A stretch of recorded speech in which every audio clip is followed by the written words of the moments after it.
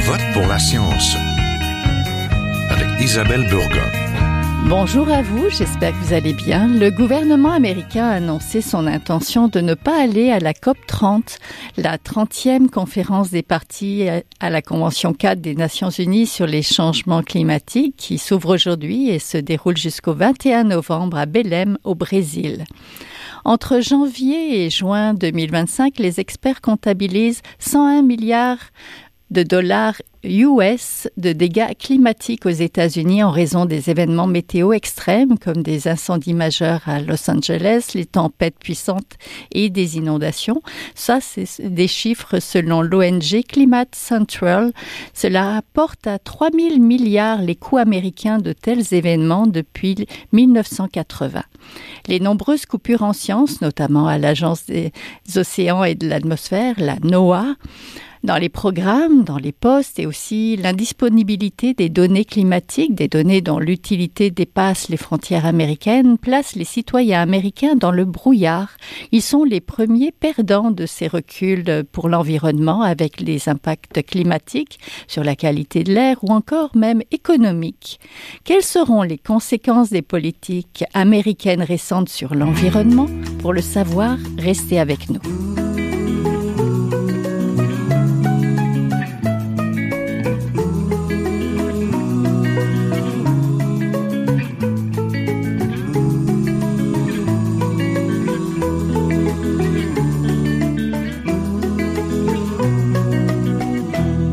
Je vote pour la science. Aujourd'hui, nous voulons parler de l'effet des nouvelles politiques américaines sur l'environnement, en commençant par les coupures dans la recherche sur les changements climatiques, jumelées à la hausse du déni climatique. Pour en parler, je suis en compagnie de Caroline Brouillette, directrice exécutive du réseau Action Climat Canada. Bonjour.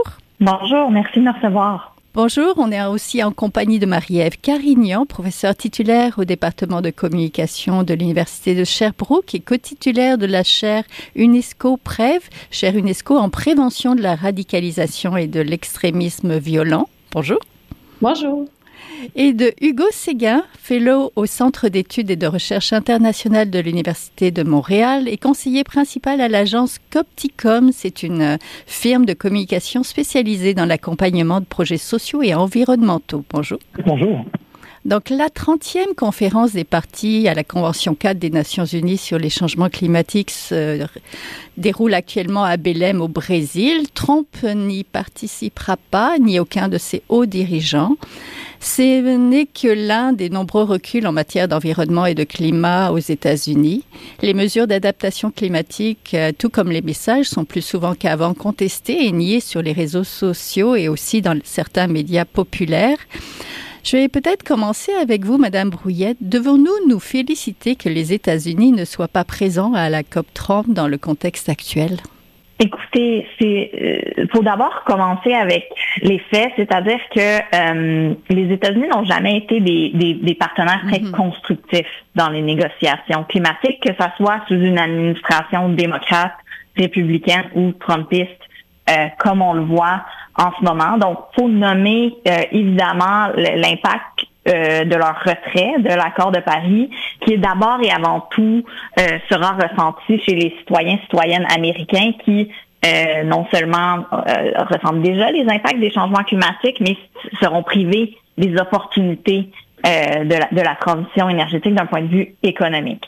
Cela dit, dans le contexte où on pourrait s'attendre à ce que des représentants de l'administration Trump tentent de saboter les choses, comme on les a vu faire, par exemple, à l'Organisation maritime internationale il y a quelques jours. Oui. Jusqu'à date, on entend que les États-Unis ne seront pas à la COP de Belém et c'est peut-être mieux qu'ils y soient en mode destruction massive. Oui, je vous comprends. Professeur Séguin, est-ce qu'on peut parler d'une guerre culturelle menée contre le climat? Et comment ça s'exprime, tout ça? Oui, on peut vraiment parler d'une guerre culturelle qui s'exprime contre le climat, mais ça fait partie d'une guerre culturelle plus large où on essaie de créer des lignes de faille entre autour de ce qu'on a le droit de penser et de dire sur la place publique.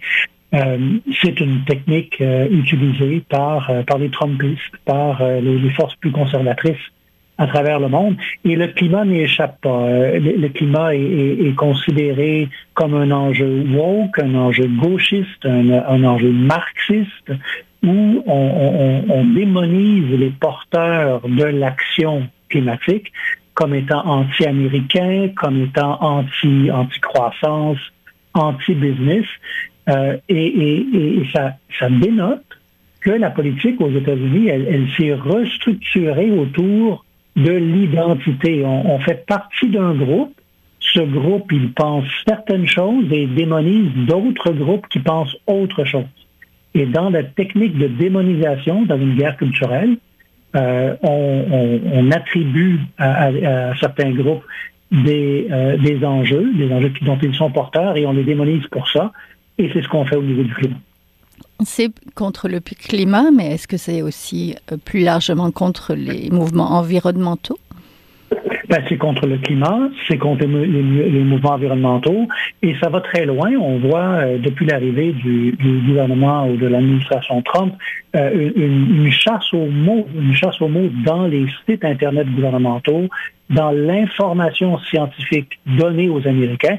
On part à la chasse systématique des expressions comme climate change, mais aussi d'expressions comme justice environnementale, qui semble avoir disparu selon le Union for Concerned Scientists, d'à peu près 800 sites américains au cours des 7 premiers mois de l'administration Trump. Donc, quand on parle de justice environnementale, on parle d'enjeux sociaux liés à l'environnement. Et on voit à quel point cette démonisation-là touche l'environnement, mais le social, ce qu'on considère comme le wokisme, c'est-à-dire notre capacité de considérer, de voir les structures d'inégalité et de pouvoir dans la société. Ça, c'est mis de côté, c'est démonisé. Oui. Professeur Carignan, vous êtes experte des discours. Comment les médias américains et aussi canadiens couvrent le sujet des changements climatiques actuellement? Mais c'est très difficile parce que, comme on dit, il y a une démonisation qui est faite par les différents acteurs, puis cette démonisation-là touche aussi la recherche, parce que des termes qui sont interdits, comme M. Séguin le disait, c'est aussi dans la recherche, donc les chercheurs peuvent plus utiliser certains termes s'ils veulent être financés. Alors les médias marchent sur des œufs. Comment parler? Parce qu'on veut pas non plus donner du crédit puis du mérite à un discours qui est basé sur de la désinformation.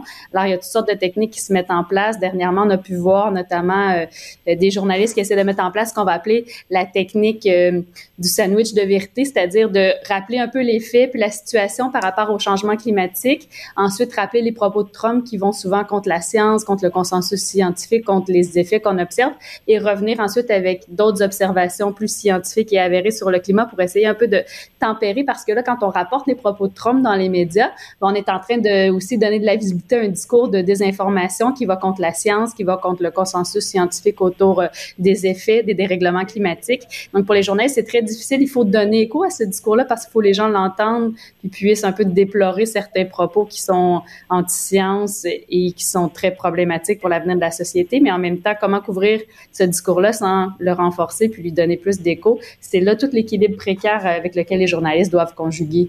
Oui, il semble y avoir une absence de débat sur la réalité ou la véracité des changements climatiques. Sur quoi peut-on encore débattre, si on peut débattre? Bien, les médias se sont entendus sur le fait qu'on ne devait plus présenter les changements climatiques comme un sujet de débat, parce que si on se rapporte à quelques années en arrière, on avait cette tendance à faire comme ce qu'un peu la déontologie journalistique commande, c'est-à-dire de toujours essayer d'avoir un équilibre dans les faits. Donc souvent, quand il y a un enjeu politique, on va essayer de présenter le point de vue de différents partis. On va présenter des acteurs qui sont pour ou contre une proposition économique ou politique pour créer un certain équilibre. Dans le cas des changements climatiques, on a convenu à un moment que c'était pas constructif de faire ça puisqu'il y avait un consensus scientifique, c'est-à-dire qu'il y a un accord en général chez les scientifiques qui s'intéressent à la question climatique, où plusieurs études ont montré qu'environ 98% des scientifiques qui sont spécialisés dans les questions liées à l'environnement, au climat, à la biodiversité, s'accordent sur le fait qu'il y a un changement climatique de nature anthropique. Donc, on ne doit plus présenter ça comme un débat, c'est un fait avéré. Et c'est là que la décision a été prise dans les médias. et qui est peut-être pas toujours compris dans le public puisque ça fait un moment qu'on a statué ça. Donc, on doit le rappeler qu'on présente plus ça comme un débat puisqu'il y a un clair consensus scientifique sur cette question-là. Là où maintenant on peut débattre, c'est est-ce que justement le gouvernement adopte les bonnes politiques face aux effets des changements climatiques? Est-ce que les solutions qu'on propose dans cette lutte-là sont les bonnes? Est-ce que les différents pays en font assez? Donc, il y a toutes sortes d'éléments sur lesquels on peut débattre et que les journalistes peuvent présenter comme un débat, mais c'est qu'à la base, et c'est pourtant le discours de Trump qu'on a pu entendre dernièrement, hein, il y a pourtant un consensus très clair là, au sein de la science sur le fait qu'il y a clairement des dérèglements climatiques et il y a un impact de l'homme dans ces actions-là. C'est pour ça que les médias en débattaient plus. Mais c'est vrai que cette absence de débat-là chez les médias, en ce moment, est une source de désinformation très importante. Donc, dans les cercles, notamment, là, conspirationnistes ou chez les leaders qui partagent un peu un discours très près de Trump ou près de l'extrême droite, on voit qu'on reprend beaucoup cette absence de débat-là pour dire que c'est la preuve que les médias seraient dans un système finalement corrompu selon des gens qui croient pas nécessairement au dérèglement climatique. Oui. Madame Brouillette, pensez-vous que les chercheurs et les chercheuses risquent de s'auto-censurer et de ne plus parler des changements climatiques? Au Canada, on observe une autocensure importante, mais je vous dirais principalement, d'abord et avant tout, de la part des politiciens, politiciennes. Okay. C'est un peu la tendance qu'on appelle obéir d'avance, mise de l'avant par Timothy Schneider, qui étudie le fascisme historiquement.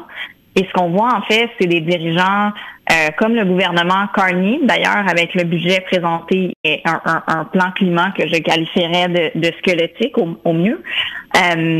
Et ce qu'on fait, c'est qu'on vient finalement diluer notre agenda climatique afin de ne pas offenser le président Trump. Et on vient aussi perdre un important rôle et une importante opportunité d'éducation du public sur ces enjeux. Parce qu'en ce moment, d'un point de vue canadien, les gens sont naturellement soucieux des impacts économiques de la guerre tarifaire menée par le président Trump. C'est bien normal, mais il y a une opportunité d'explication des liens entre la nécessaire diversification de notre économie hors des énergies fossiles et de la diversification de notre économie hors des États-Unis. Et ça, malheureusement, on n'entend pas les politiciens le faire. Ce qu'on voit plutôt, c'est qu'ils, finalement, viennent démanteler une architecture de politique climatique presque en offrande, finalement, aux États-Unis.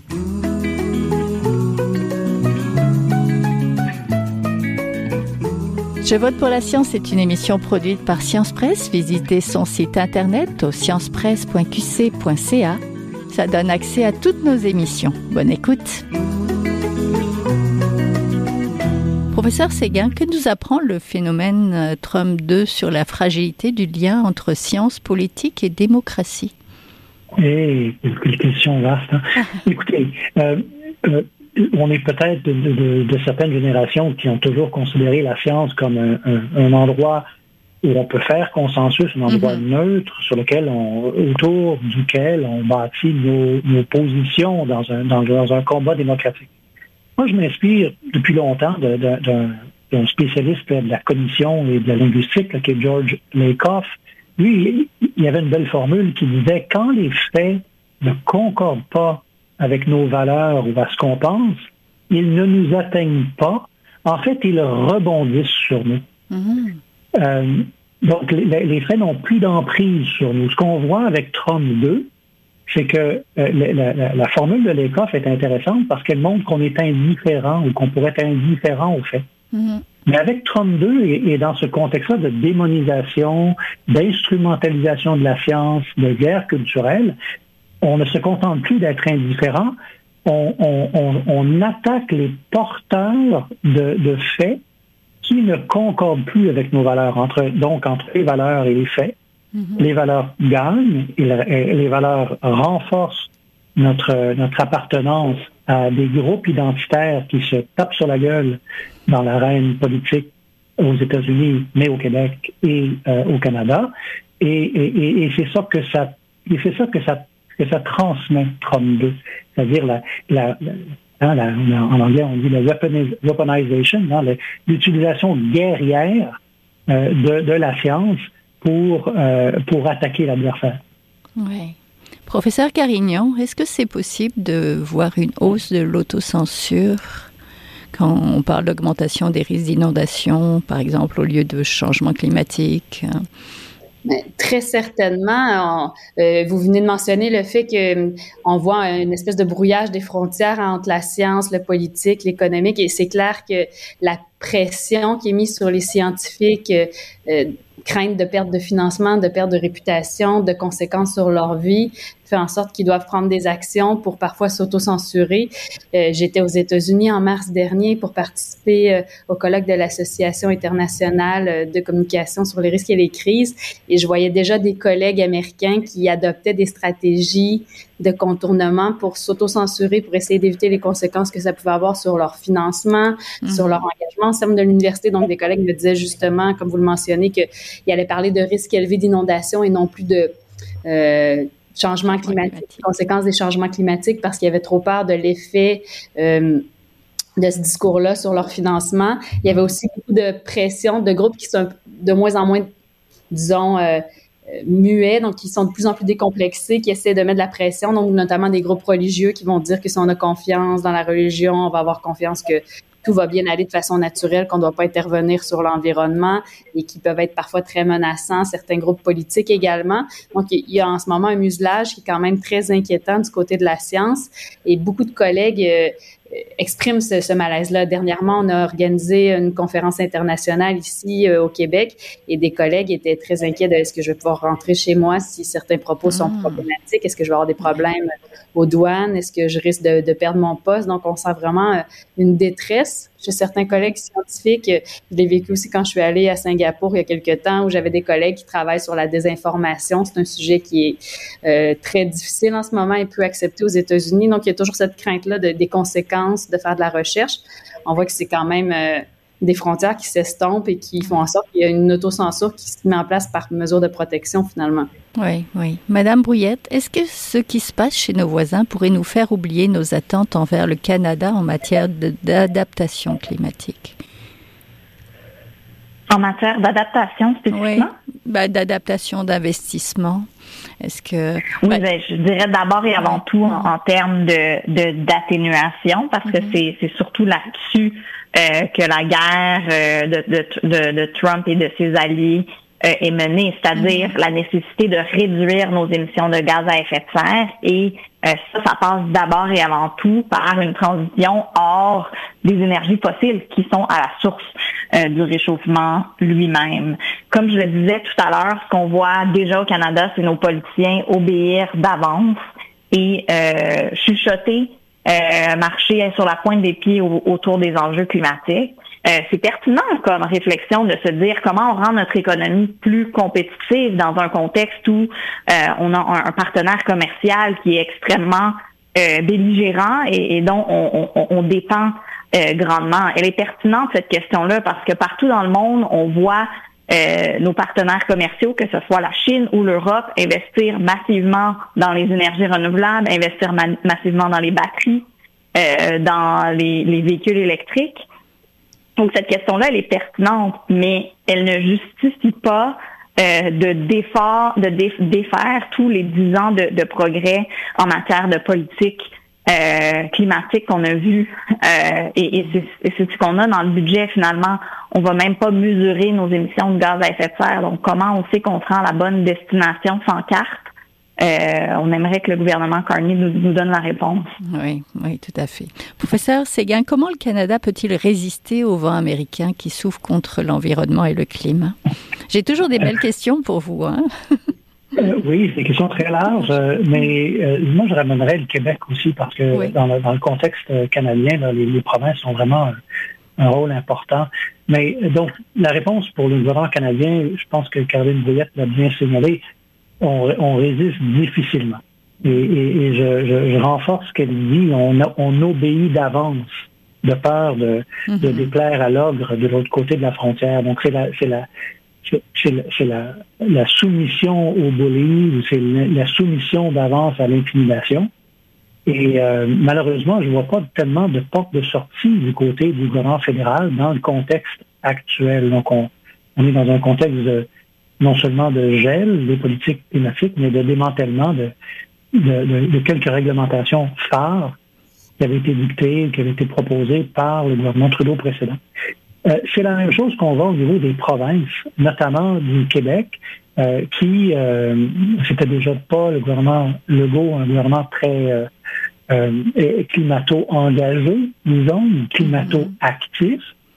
On a vu avec l'arrivée de Donald Trump que ça a autorisé des ministres et le premier ministre et surtout son cabinet à mettre la pédale douce sur des enjeux climatiques, moins en parler, réduire ou tenter de réduire les délais aussi, comme au fédéral, pour l'approbation des grands projets industriels. Donc là, l'environnement passe à la trappe au Canada, au Québec, un peu partout, en réaction aux craintes qu'on a de perdre l'accès à notre plus grand marché économique. Mm-hmm. Oui. On avait dans nos discussions, on se questionnait sur l'impact des politiques trumpistes sur la science. Mm-hmm. J'aimerais ramener les décisions qui ont été prises cet été par le gouvernement Legault de mettre fin et de détruire sa stratégie de mobilisation climatique québécoise. Cette stratégie-là était basée sur 3 piliers. Un baromètre qui nous permettait, sondage après sondage, chaque année, de voir où était rendue l'opinion publique sur les questions liées au climat. Le baromètre n'a pas vu son budget reconduit. Un média très important dans le paysage environnemental et climatique québécois, 1.5, il n'a pas vu non plus son financement reconduit. Et la communauté de pratique en communication climatique, qui regroupe plus de 1000 communicateurs, communicatrices climatiques à travers le Québec, il n'a pas non plus vu son financement reconduit.